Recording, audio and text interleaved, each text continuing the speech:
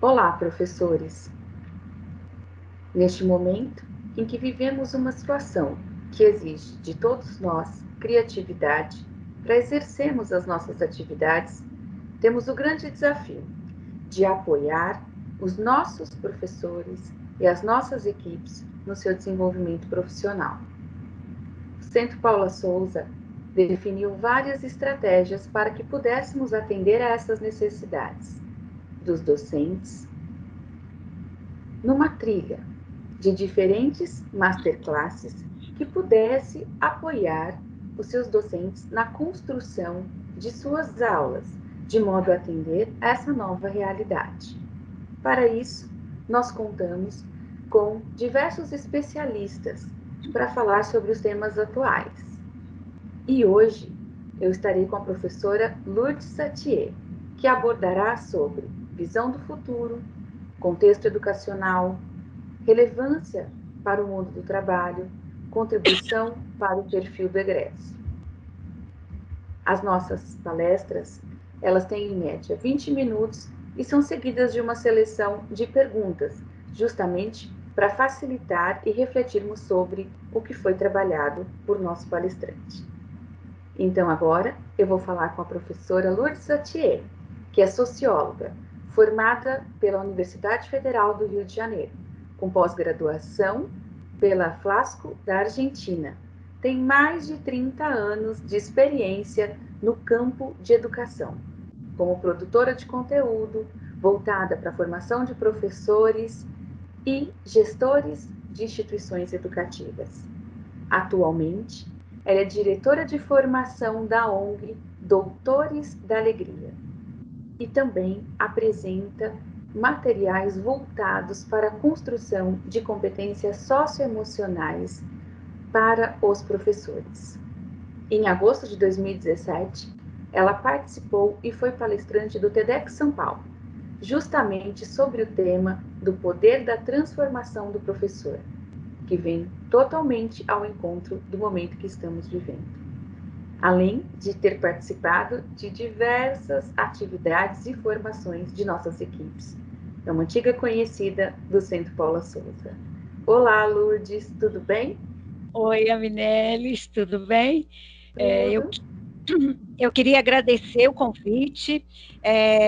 Sempre que o Paula Souza me convida, para mim, eu tomo como convocação, porque eu gosto muito do trabalho do Paula Souza, gosto das pessoas, gosto da qualidade acadêmica da instituição, e eu fui provocada numa conversa que eu tive com você e a Lucília, pelo título inspirado até numa sugestão da Wanda, que falava pense no futuro e faça no presente. Eu achei um tema super provocativo e instigante, porque é muito pertinente para o momento que a gente está vivendo. Porque há mais de 10 anos, o Bauman falava que o tempo de estabilidade tinha acabado, quando ele criou o termo modernidade líquida.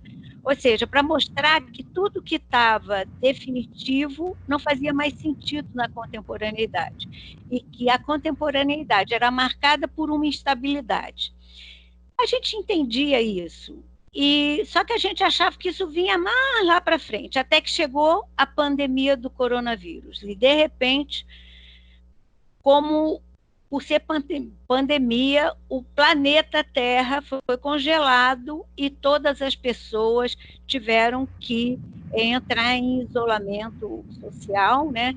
Fazer quarentena e mudar radicalmente as relações. Isso afetou tudo, as relações de trabalho, as relações familiares e também, claro, a educação, né? E nesse percurso a gente tem visto muito desencontro, a gente está mais de um mês, né, de quarentena. Então, no começo teve aquele período o que faremos, agora estamos nos acostumando, mas com muita expectativa quando isso acaba, querendo sair disso. Então, eu queria conversar um pouco aqui, rapidamente, dessa oportunidade que a gente tem de aproveitar esse tempo para entender que esse tempo de total instabilidade e de imprevisibilidade é um tempo de grandes oportunidades também, e que a gente não pode perder. Eu tenho falado com pessoas do Brasil inteiro, viajo muito, né? E para sentir como é que estão acontecendo as coisas pelo Brasil afora, então eu escolhi falar de 3 aspectos. Um pouco sobre a questão da escola, da aprendizagem e do professor, né? Nessa quarentena aconteceu um fenômeno, né? As famílias não só foram trabalhar em casa, como a escola foi para casa, né? E aí a gente descobriu uma coisa muito importante: a escola não é só prédio, né? A escola, ela acontece, pode acontecer em casa, e isso não significa que a gente está fazendo ensino domiciliar, não significa que os pais virarão professores dos filhos, e também não significa que a educação à distância vai roubar o emprego do professor. É um tempo para a gente pensar o que isso significa, mas, acima de tudo, é uma grande oportunidade de valorização da escola. A gente, nada substitui a escola. E mesmo a escola estando dentro de casa, mesmo a gente tentando aperfeiçoar o máximo que a gente pode, ela é, sem sombra de dúvida, o espaço mais democrático para acessar conhecimento. Não existe outra forma. A gente está vendo isso agora. Os países que têm alto índice de bem-estar social, eles investiram violentamente na educação, né? E a gente vê esses países que saíram tão bem da pandemia, né? Que a gente vê a Finlândia, a Alemanha, a Dinamarca, Singapura, são países que levaram educação muito a sério. E hoje eles têm uma organização, uma qualidade, porque eles sabem que sem educação não há futuro para um país, né? E isso para mim é a coisa que mais chama atenção.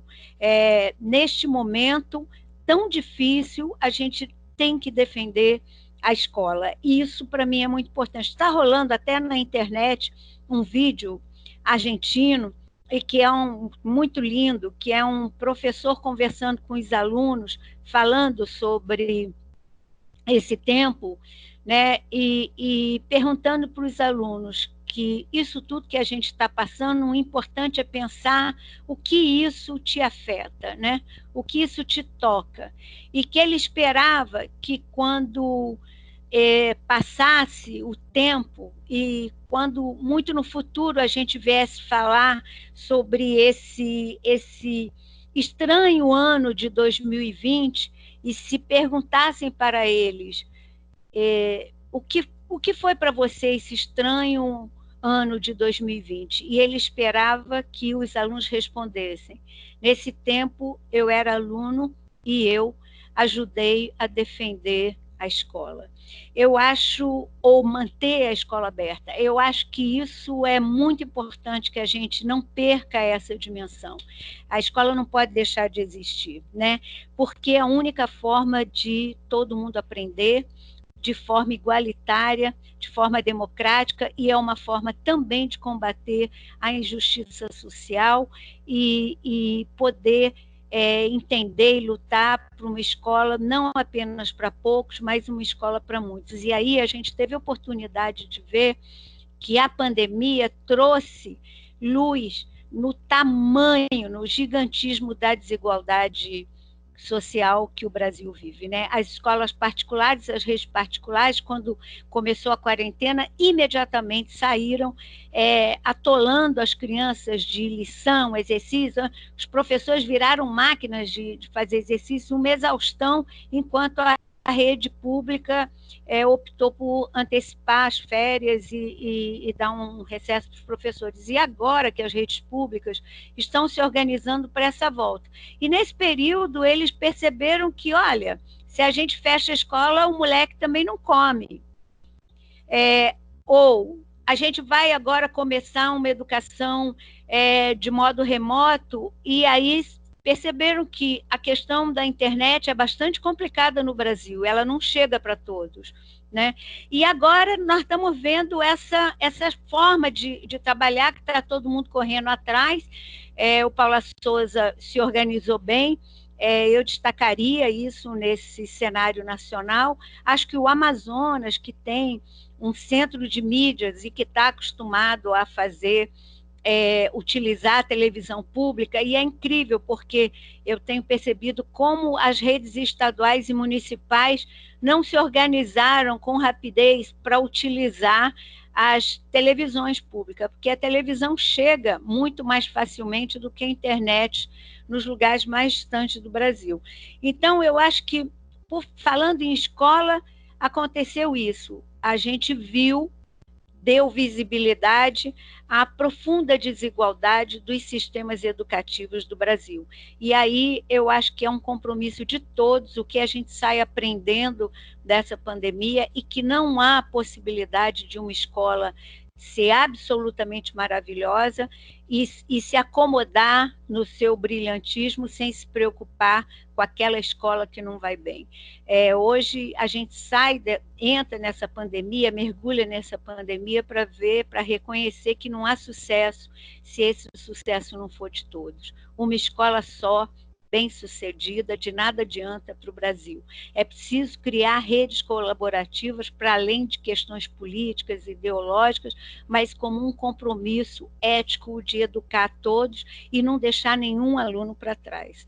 Então, eu acho que essa discussão da escola pública e privada é muito importante, e aí eu entro no segundo tópico, que significa aprender em tempos difíceis. Esse professor que toda a sua expertise, o tempo inteiro, foi de contatos presenciais com seus alunos, de repente tem que se apropriar de recursos tecnológicos. Muitos professores começaram do zero e estão aí na luta. Outras escolas podem oferecer boas plataformas tecnológicas, e também muita escola oferecendo gambiarra, mas o que eu tenho observado pelo Brasil é a luta do professor, tem sido incrível, porque o compromisso maior não é mais o que eu vou oferecer, é não deixar ninguém de fora. É necessário agora fazer contato, vínculo com todos os alunos. Como eu vou fazer? Pela internet. Não tem internet, vou buscar de outra forma, vai ser analógico, não importa, mas a gente tem que lutar para fazer contato com todos os alunos. Para quê? Para que eles sigam aprendendo. Então, isso é muito importante. E agora é uma oportunidade para a gente ver que não é mais uma questão de replanejar, de cumprir aquele planejamento que a gente tinha pré-pandemia. Agora é tempo de replanejar, né? Não adianta só saber. Não é questão de querer que apenas o aluno saiba. Não é simplesmente aprender a aprender. E aí nunca ficou tão explícito com essa experiência que a gente está vivendo, que não são só conteúdos conceituais, né? A gente tem que trabalhar as competências socioemocionais, nunca foi tão importante. Quer dizer, hoje a gente tem que, mais do que o menino, o estudante, o jovem, ser um repetidor daqueles conteúdos considerados super relevantes, ele tem que saber indagar, imaginar, expressar, analisar, criar, criticar, questionar, investigar, enfim, aquilo que mobiliza, né? A gente tem que pensar, e a BNCC aponta lá nas 10 competências gerais, 6 estão vinculadas a competências socioemocionais. A gente tem que pensar isso agora em tempos de pandemia, já que a forma de ensinar será diferente. E no caso Paula Souza, vocês ainda se anteciparam oferecendo esse POAD, né, que é o Plano de Orientação à Distância, ainda criaram um repositório curricular. Isso é super importante, mas tudo isso é importante que a gente tenha claro que o grande desafio do aprender agora, na contemporaneidade, e aprender por outros meios, por outros ambientes, é fundamental a gente saber essencializar.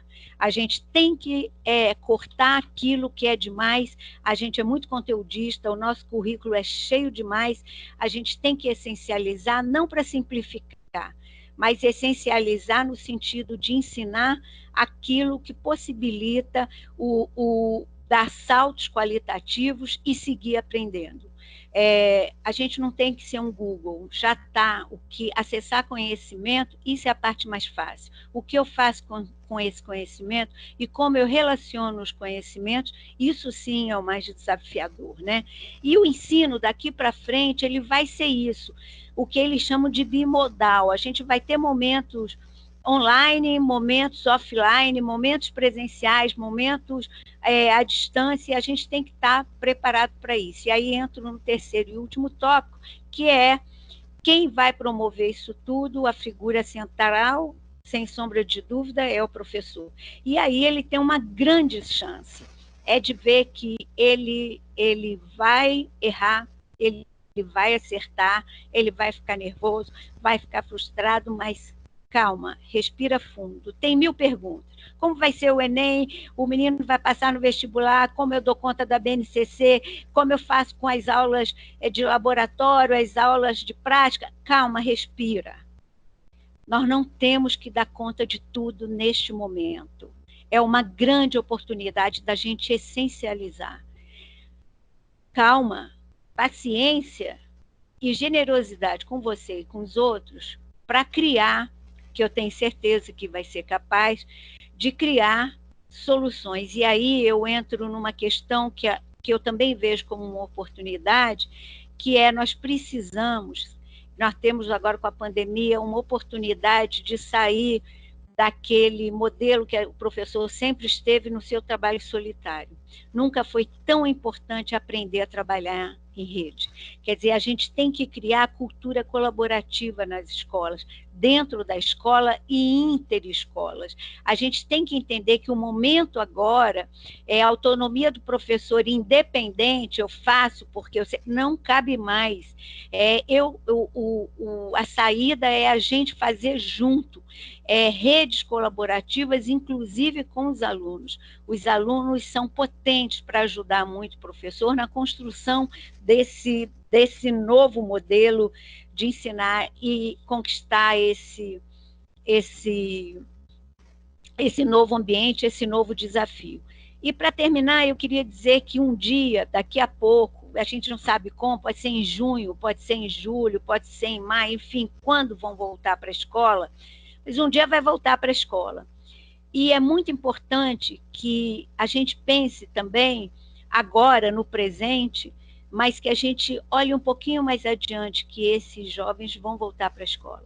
E quando esses jovens voltar para a escola, não é tempo de festa, é tempo de acolhimento e de escuta, porque esses jovens vão chegar de diferentes formas, vão chegar aqueles que estão muito mobilizados, mas vão chegar aqueles frustrados, aqueles que sentiram que perderam, né, que estagnaram na sua aprendizagem, vai ser muito desigual. Tempo de cobrança, vai ser tempo de acolhimento e de escuta. Quer dizer, no filme, naquele filme que eu citei, argentino, o que te afeta, é disso que eu estou falando, né? O que te afetou esse período? O que a gente aprendeu? É um grande momento da gente mudar essa chave, de abandonar essa escola que a gente sabe que não tem dado certo, para construir essa escola dos nossos sonhos, e dessa forma a gente mudar o futuro, mas isso não é algo que vai acontecer lá atrás, lá na frente, é algo que eu vou fazer agora. Então, eu acho que a gente precisa ter muita paciência, muita generosidade, muita escuta, muita colaboração, para a gente sair, que eu tenho toda a certeza, muito mais fortalecido, eu não tenho dúvida. E para terminar, eu estou com esse livro aqui do Ailton Krenak, que ele fala ideias para adiar o fim do mundo, e tem um trecho que ele questiona, e ele fala assim: qual é o mundo que vocês estão agora empacotando para deixar para gerações futuras? Ok, você vive falando de um outro mundo, mas já se perguntou já perguntou para as gerações futuras se o mundo que você está deixando é o que elas querem? Eu acho que é isso que a gente tem que pensar. Que mundo que a gente quer deixar? Né? E nesse mundo que eu sonho, eu não posso esperar que ele chegue. Eu tenho que construí-lo. E agora a gente tem uma grande oportunidade, mesmo que isso esteja acontecendo de forma muito atabalhoada, apressada, não do seu papel de protagonismo, professor.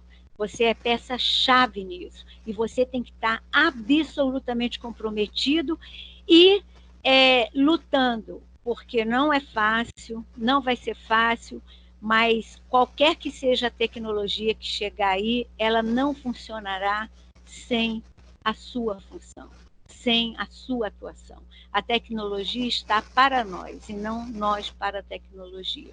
Então, desejo super força para todo mundo, muita energia para começar, quem não começou, e para quem começou, eu acho que do mesmo jeito que a gente aplaude os médicos, as pessoas, todo de apoio, os motoboys, o povo de bombeiros, eu acho que a gente tinha que fazer, chegar nas sacadas e aplaudir os professores, porque a luta está muito grande e eu estou vendo pelo Brasil inteiro. Que garra, parabéns, é isso aí, nenhum aluno a menos. Eu acho que, em linhas gerais, era isso, e a gente pode levantar algumas questões, Aminelis? Sim.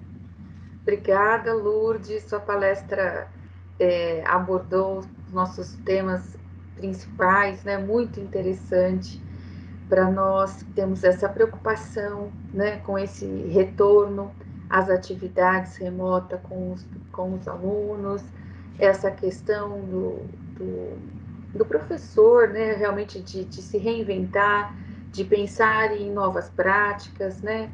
E você foi excelente aí nesse novo olhar do docente.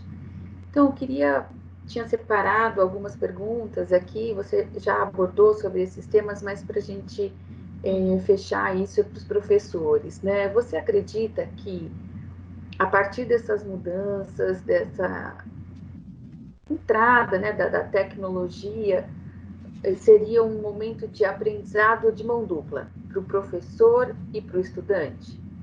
Com certeza. E um desafio muito grande para o professor, né? Porque o professor, a gente tem muita dificuldade, enquanto professor, se colocar no lugar de aprendiz.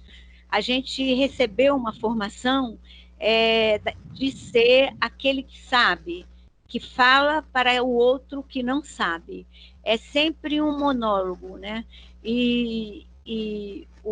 A tal sala de aula democrática tem muito chão pela frente aí. E eu acho que esse momento que a gente está vivendo, essa pressão toda, a gente tem uma grande oportunidade, porque ninguém, do mesmo jeito que não tem uma vacina para o coronavírus, até o momento, ninguém pode dizer esse é o caminho mais acertado para ensinar os alunos. Está todo mundo tateando, está todo mundo experimentando, uns com mais tecnologia, outros com menos, está todo mundo tentando acertar. Então, eu acho que é um momento de aprendizagem riquíssima.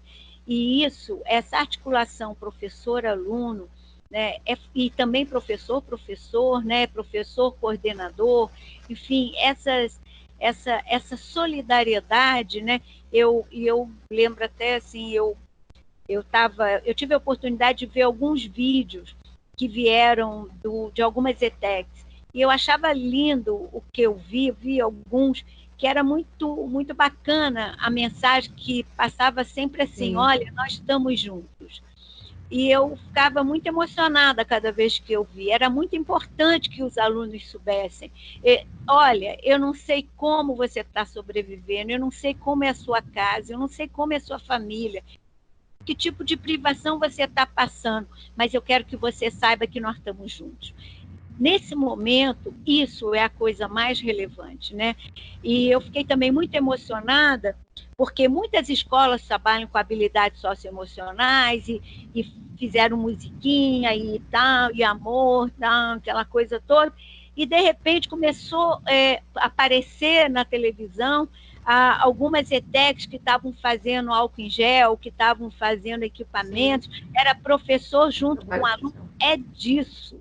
Esse mundo que vai mudar é pela relevância da educação. Não adianta a gente ficar na elucubração, ficar falando de um mundo distante, é botar a mão na massa agora, e nesse sentido, vocês deram um show, né, de emergência, porque nós estamos em regime de urgência, mas isso não quer dizer pressa no sentido curricular. Não é para a gente sair ensinando tudo que a gente tem que ensinar, é calma, é slow, né?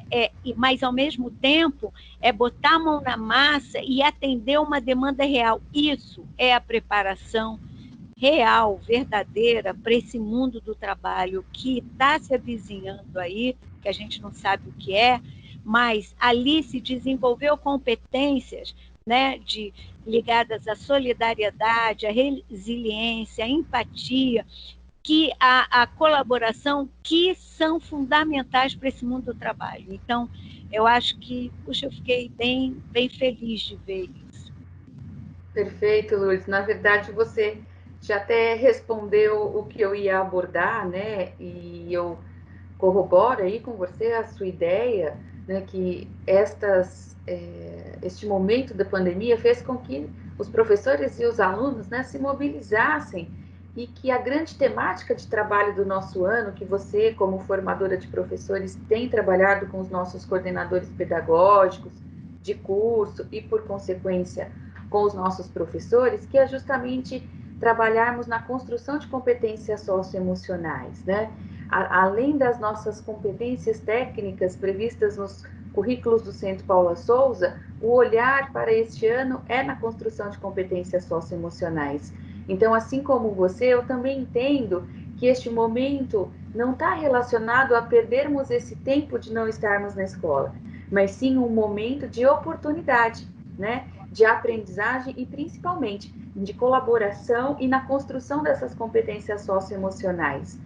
E para a gente fechar, Lourdes, o que você acredita que este momento ele vai trazer de mudança de prática para o professor, tá? Daqui para frente, e uma contribuição efetiva no perfil do nosso aluno concluinte, do nosso aluno egresso? Você entende que esses saldos serão positivos? Eu acho que a duras penas, sim. E quem não promover essa revolução vai perder o bonde da história. O que mais me preocupa é das redes que não estão conseguindo se organizar, e às vezes até por muitas discussões políticas, e AD não, porque vai tirar o emprego do professor, não sei o quê, estão esquecendo de pensar que pelo Brasil afora muitas crianças estão abandonadas, né? Porque as redes não conseguiram oferecer nada, até porque até a merenda escolar eles viram que sem a merenda escolar a criança simplesmente, o jovem não tem o que comer, né? E vocês trabalham com um público que são juventudes, né? E esse jovem, ele também no Brasil, ele é muito invisível, né? Ele não tem voz, né? No Brasil, o jovem não tem voz. A gente está sempre dizendo que o jovem tem que fazer o pensar. E eu gosto sempre de dar o exemplo da Greta Thunberg, né? A menina sueca que fez uma revolução aí defendendo as causas ambientais, que todos os países se empenharam muito na luta dela, e no Brasil todo mundo, os intelectuais, a mídia, debocharam dela, até o presidente da República chamou ela de pirralha. E eu fiquei sempre me questionando por que isso aconteceu no Brasil. E cheguei à conclusão que nós, adultos, não admitimos que os jovens possam ir à frente da gente, e que eles possam ter autonomia para levantar bandeiras que a gente não levantou. Isso incomoda muito. Então, eu acho que esse momento da pandemia é uma oportunidade também para a gente olhar para esse aluno que está na escola e se perguntar que voz esse aluno tem na escola, né? E como a gente pode trabalhar de forma articulada com ele, numa construção de uma autonomia e de um protagonismo dos dois lados, né? E pensar que o mundo do trabalho vai mudar radicalmente pós-pandemia. A gente não sabe o que vem por aí. Se vem uma recessão, que vem, mas a gente sabe que o mundo do trabalho vai mudar. E que nós vamos ter um mundo que vai ser hora presencial, hora remota, e isso vai estar presente. Então, os alunos poderem estar imersos nessa experiência que a escola está proporcionando e, ao mesmo tempo, trabalhando com essas competências socioemocionais que são fundamentais para um futuro incerto. Então, se a gente vive essa modernidade líquida que a gente não sabe qual é, não adianta eu dizer que isso é relevante, ensinar aquilo é relevante e só. Eu tenho que entender que esse menino ele tem que ter uma educação emocional. Né? A gente tem que cuidar da saúde mental, todo mundo que está aí na quarentena, tem muita gente pirando, deprimindo. Você imagina o jovem na fase que ele precisa ficar longe do adulto, ele está enfurnado na casa com os adultos. Então, são muitas transformações e a gente tem que entender isso. Então, o mundo do trabalho será diferente e a escola está fazendo isso. Pode fazer isso, né? E eu sinto que o Paula Souza, eu tenho certeza até, que o Paula Souza é muito comprometido em fazer isso. A gente está entregando um jovem para um mundo que a gente não sabe qual é. Mas qualquer que seja esse mundo, que ele emocionalmente esteja aberto para se sentir desafiado, instigado, aberto para aprender, para não ter medo, para correr risco e para entender que ele é fundamental, ele tem um papel relevante, ele precisa ter voz e ele tem um lugar na sociedade para começar agora a fazer o futuro. Então, eu acho que essa colaboração vai ser fundamental entre os professores, aqueles que sabem muito, tecnologia, ajudar os que têm mais dificuldade, entre escolas, uma escola muito estruturada que ajude a outra escola, entre a rede pública e a rede privada. Eu acho que a gente vai precisar fazer uma rede colaborativa, participativa muito grande, porque nós estamos num governo que está dificultando muito a vida dos brasileiros. Para a gente fazer uma coisa séria significa nadar contra a corrente, é muita maluquice que está em jogo, né? Então, é muito importante que a gente não abra mão do papel educativo fundamental que a gente tem para esse momento e para o futuro que começa hoje, que é no presente. Ok, Lourdes. Sim, muito obrigada por sua participação. A sua fala acalanta, né? Nos dá uma sensação aí de que nós estamos unidos e juntos, né? Nesse reinventar da nossa ação docente e ouvindo de você aí o seu know-how voltado à formação de professores, né? Claro que essa pandemia é algo novo e não aconteceu nada similar aí voltado à questão das práticas da educação em tempos, né, pregressos aí, mas nós sabemos que o professor, né, ele é capaz, o aluno é muito capaz, e essa força de vontade realmente dos docentes e dos discentes do Centro Paula Souza farão certamente o diferencial. Para mim foi uma honra poder mediar e ter essa fala com você, admiro muito o seu trabalho, né, tenho acompanhado até as suas lives para outras instituições, e só tenho a agradecer a oportunidade de você estar conosco. E passo para você fazer uma fala aí de encerramento. Você gostaria de deixar alguma mensagem? Eu queria agradecer também, sabe, Minelli? Eu também admiro muito o seu trabalho, eu admiro a forma como o Paula Souza é organizado, as pessoas que estão liderando essa organização, essa instituição educativa da maior importância para mim, que eu sempre cito quando eu estou andando pelo Brasil aí. Eu tenho muito prazer de estar com vocês, e eu acho que vocês podem, Paula Souza, vocês são muito sabidos, né? Embora eu dou aula aí de vez em quando, e eu brinque muito com cores, e faço uma professora um pouco neurótica, e uma coisa que me encanta é que eu vejo isso nos palhaços, Mas palhaço é artista, então ele é doido, ele vai.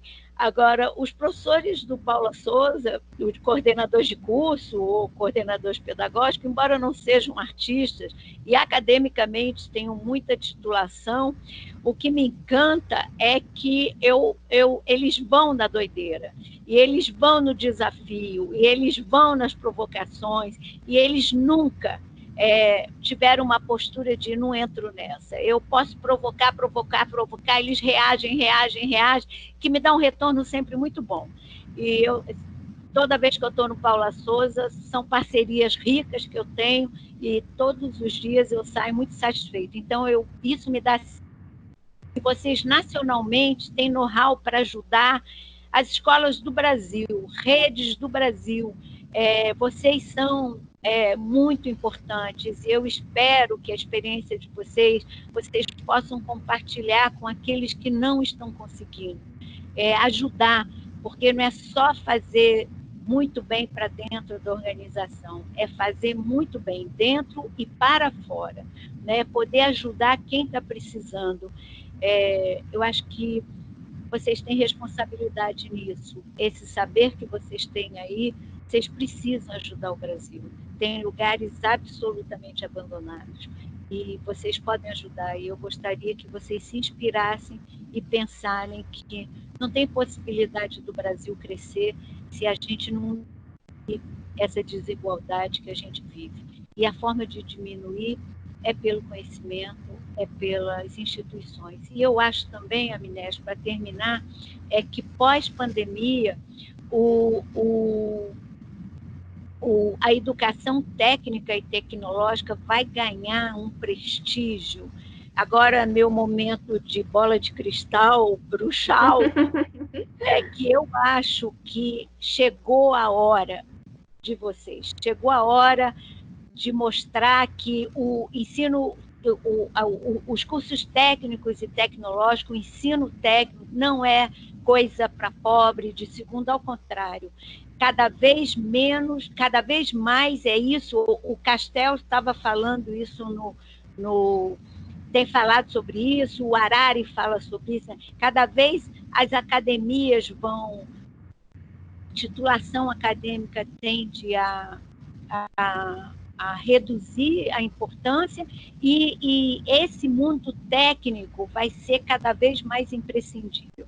E a Alemanha mostra isso, mas eu acho que para a gente, agora, quem tiver ensino técnico nessa onda de desemprego aí, quem tiver vai se sair melhor. Então, a hora de vocês é essa. Eu acho que vai acontecer uma supervalorização dessa formação, e eu estou torcendo.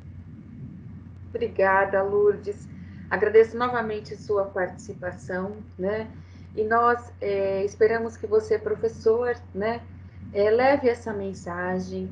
Nós, do grupo de supervisão, do grupo de currículo, do Centro de Capacitações, da Educação à Distância, toda a CETEC e toda a nossa equipe gestora, os demais departamentos, superintendência, estamos trabalhando, né, fortemente para que possamos dar esse apoio para vocês. Eu tenho certeza, né, que nós passaremos por essa pandemia e levaremos como palavras-chave, né, o aprendizado mútuo, a colaboração, né, que eu entendo que serão e estão sendo fundamentais nesse processo.